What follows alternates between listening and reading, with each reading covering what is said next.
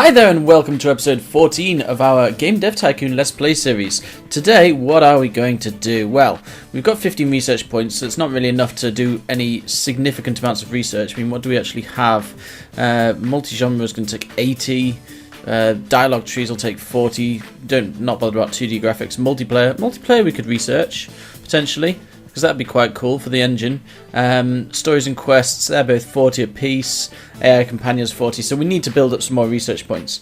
I think the aim this year 14, will be to develop a couple of games, get some new IP on the go, and then we want to start thinking about building a new engine. So let's develop a new game for starters. And what genre are we going to do? Let's do an adventure game. We haven't done an adventure game in a while.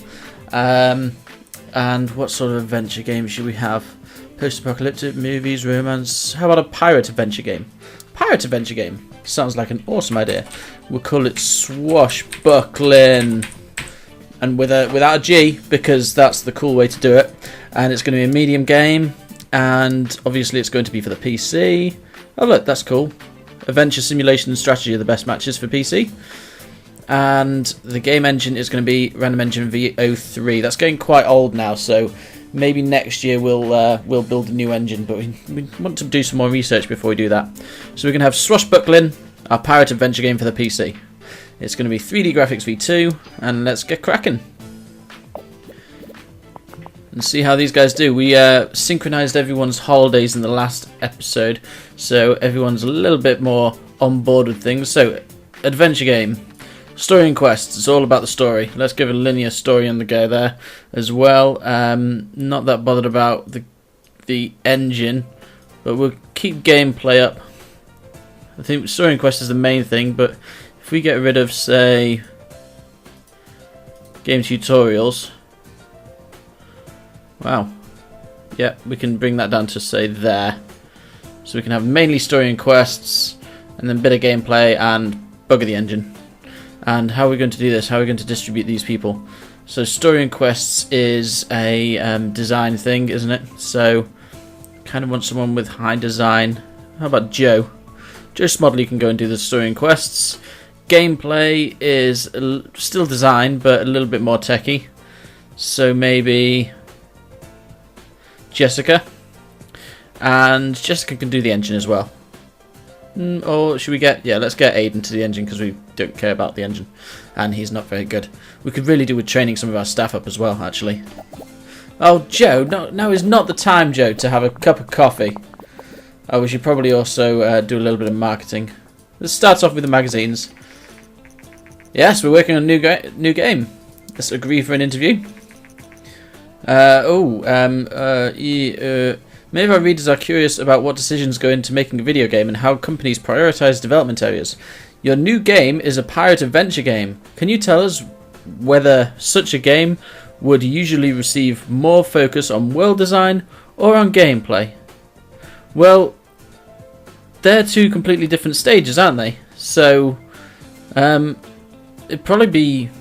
Well, we're not that bothered about gameplay for our adventure game, as we just did, but we are bothered about world design. So I'd say it's all about the world design for the adventure game. Thank you for your time, by Center. In a recent... How did they spelt my name wrong? In a recent interview with RandomAlien Gaming, we discovered their upcoming pirate adventure game and asked the founder, Steve, how different development areas are prioritized. Right, so yeah, everyone seems to agree with me. Every game development project has limited resources, so it's important to use the most time effectively. But how the hell have they spelled my name? It's right there on the front of the building. God damn you. It's the last time I do an interview for you. Right, development stage 2 for our adventure game. I think it's all going to be about the dialogues in our adventure game. A little bit about level design, and AI can bugger off. Let's keep it at 100 if we can. Somewhere like that. Or we could even bring that down, so we could bring that down a little bit more. Maybe a little bit more. Yeah, it's all about the dialogues. So who's actually going where? Level design, we need techies for the artificial intelligence. So Steve is the best for artificial intelligence and level design, actually. So Aiden, how are you? You're crap actually at design. We want someone with better design, so let's put Ethan in charge of the dialogues. And I think that would be a little bit better. Yeah, let's go for that. And Joe taking a cup of coffee again. He just does hardly any work. God damn you, Joe. Let's hype up the game a little bit more. Magazines and demos. Right, development stage 3. So development stage 3 is going to be about our world design, as we just said, and also about our graphics, but not about our sound. Not that bothered about sound. So let's also reintroduce the day and night cycle. And how should we distribute these? Oh, look, Ethan and Joe. Let's distribute these roughly to about there-ish, and we need to figure out who's going where. So graphics and world design are both very design oriented. Graphics needs more tech, I reckon, so let's put Steve in charge of that. And world design is very design oriented. Sound, I'd probably guess, is more techy. So Jessica, you're fine with that, but is there a way that we can, if we brought that up to 100 there, giving it a little bit too much graphics there though, aren't we? So I don't want to, I want world design to be the predominant feature here, and that's kind of turning away from it. I want to keep graphics, say, to there-ish at most, but that's, ooh, it's a tricky one, this is. We've used Ethan a bit too much in the previous stages. We need Aiden to be trained up a little bit, really. How about if we used Jessica and then used Ethan for the sound? That'll be better, actually. So we'll bring this down a little bit more, and we'll keep mono sounds in there. We really need to update our sound engine. And let's go. And last time we do this, last stage, let's go and do a small campaign for this as well. 500 grand. Because why not? Get the game hyped. Come on, guys, hype up the game. Talk about it in your day-to-day lives. Come on, everyone. Oh, we've got over 100 design. That's cool. And we've still got 20 bugs, so let's get rid of those. And as soon as the bugs are gone... Oh, hello. Small booth. Oh, we might be able to get a load of hype if we can just hold on until this small booth is done. We're still getting the odd bubble for design and technology. We've got over 70 technology now, over 120 design. Oh, the hype's starting to die down. Let's finish the game. Swashbuckling is ready. New record for design. Good management, new topic, new combo. And Ethan James is leveled up. So let's get that game released. And Ethan James now has a salary increase, which isn't good. New research available. Achievements. Cool. Steam achievements. And the game convention, G3. We should have just waited one more day to release, and then we would have got loads of hype. I didn't know how long it was going to take. Oh, we got over 100,000 people this time. We didn't make it to the top 100 booths, but we'll get there one day. And the first reviews for Swashbuckling have come in. Come on, guys. Let's see what we can do. 8. 10. Yes, come on. Come on, guys. Another, 9. Glad about that. And another 9. That's pretty good. That's an average score of 9. I'm happy with that. That's some good, solid new IP that we've got there. Okay. Next thing, let's develop another new game straight away. Actually, we could do with doing a game report, couldn't we? Yeah, okay, let's have a quick research cycle. Generate a game report for Swashbuckling. Whoops. What are you? Oh, I don't care about Vayner. Right, let's also do some research. And we got 67 in the research, so we could do... Do we have any sound? I think we might have already done the sound stuff. So we could actually do the AI companions, or the advanced cutscenes, or branching story, as well as multiplayer or achievements. So considering most of our games like the gameplay side of things, I mean that's for simulation and strategy games, so let's go for achievements there. And also let's research some AI companions. Should we do AI companions or branching story? I'm not really sure. Maybe video playback for the engine? We don't really use engine that much though, do we? Because engine's not important in adventure strategy or simulation games. Tricky one. I'm tempted to not do any of those actually.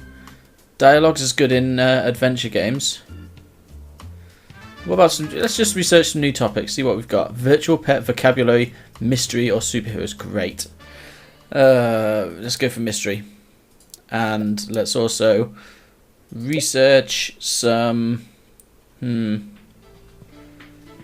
got 40 left. Let's go for another new topic, shall we? Or no, let's go for multiplayer in the engine, and then Aiden, you can do some training because you're rubbish at the moment. So. What should we train you up on? Let's start training you up on technology. Practice, practice, practice, or should we go for the code incomplete? Let's go for this one. We'll have a little bit of a training and research cycle.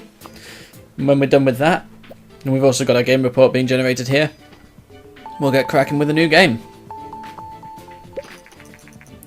If you're not a fan of RandomAlien gaming now, then chances are you will be after the latest hit Swashbuckling. The term dialogue tree really doesn't do Swashbuckling justice. This game has a dialogue forest in a good way. Simply one of the best games I've played. Cool. That's nice. And it is rank 8 as well. So we've done pretty well there. And Pirate Adventure is a great combination. Level design seems to not be very important in this type of game. We have some additional insights. Yeah, we know this. But I don't want to get a publishing contract. I don't want to get a publishing deal. It'll ruin my development studio. Right, so we've got 30 research points. We need for you to finish your training. Come on, Aiden. Or should we all do some training and then do some contract work? No. Let's ooh. I'm financial advisor to CEO at Wamoba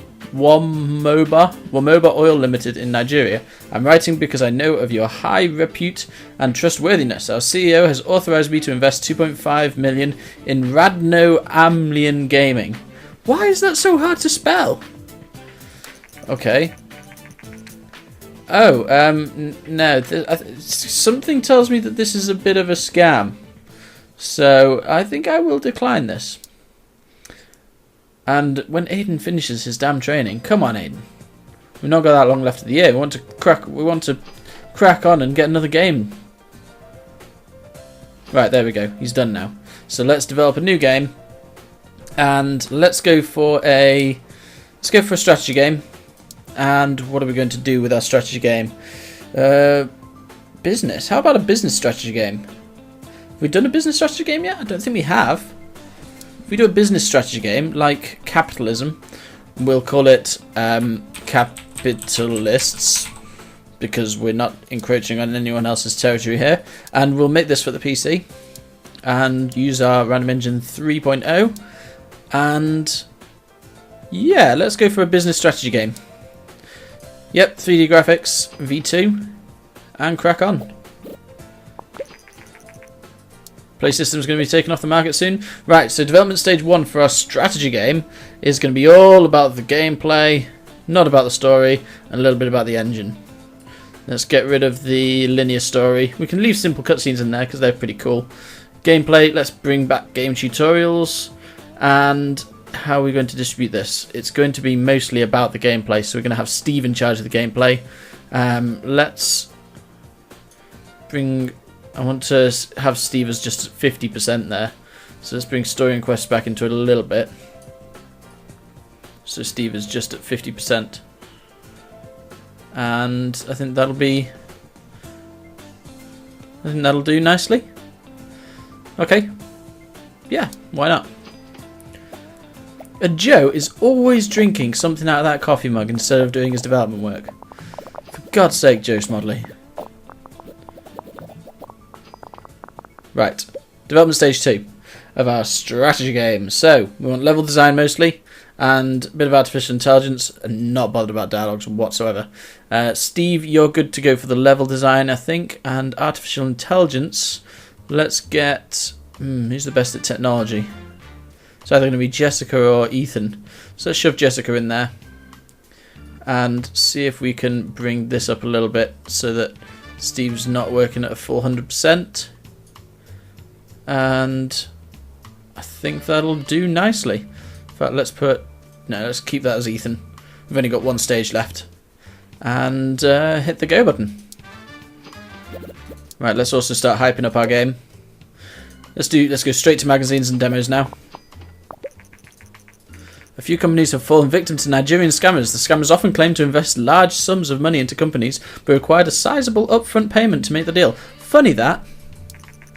Those who are unwise enough to pay will not see their money again. Police are investigating, but seem helpless to stop these international scammers. Well, pretty glad we didn't put down our 120k then. Oh, Swashbuckling's off the market now, but we generated a fair amount of cash, so that's good. What we really need to do is get a big cash lump sum in our bank ready for next year, or maybe the year after when we're going to develop a new engine. Come on now, capitalists. Right, development stage 3, finally. So we want to go for world design, definitely, and let's bring up some sound and graphics as well. Not that bothered about either of these things. So world design is all about the design, isn't it? So let's get... Yep, Jessica's working on that. Graphics is a little bit more techie, so we'll have Joe working on that. And sounds is a little bit more techie as well, so we'll have Ethan working on that. We need to improve our graphics a little bit more. And I think that will do nicely. Let's go for that. World Design's got 3. These two, not sure about, but I have a suspicion that they want the sound. Right, let's see if we can get over 100 in design, guys. Come on. Play system is no longer supported, and let's also do a little bit more hyping. Some more magazines and demos. Very close now. Oh, can we get to 100? Yes, there we go. And we're just going to fix all the bugs. And once the bugs are all fixed, a little bit more. Got over 80 technology now, that's good. And finish the game. That's a new record for technology as well. That's really good. New topic, new combo, and good management. And we've got 2 of our staff members leveling up. I don't like it when the staff level up. That means they want more money. Oh no. Okay, well, let's release the game. And the salary increase for both of them. Oh, it's another that's another £22,000 every month that we have to pay out. Which is oh no, every year, sorry. And special training is now available for them. And we can research minigames. That's pretty cool. Oh, so let's get started on... Oh no, we can't do a game report yet until the reviews are coming. And everyone's starting to wane. So, and it's also month 12, week 4. So let's check out our reviews for capitalists. Oh, it's only a 6. I was hoping this would be a really good new IP for us. It's enjoyable. Falls a bit short. Oh, that's an average score of... Yeah, of 6. An average score of 6. Could have been better. So, a strategy business game isn't very good. But I don't think capitalism did very good either, so... Probably should have seen that coming. Okay, that's fine. So let's send you on vacation, you on vacation, you on vacation, you on vacation, and you. Generate a game report for capitalists. And for press escape, it's now year 15, month 1, week 1. So we'll end the episode there. And as ever, I will say thank you very much for watching. Until next time, bye bye now.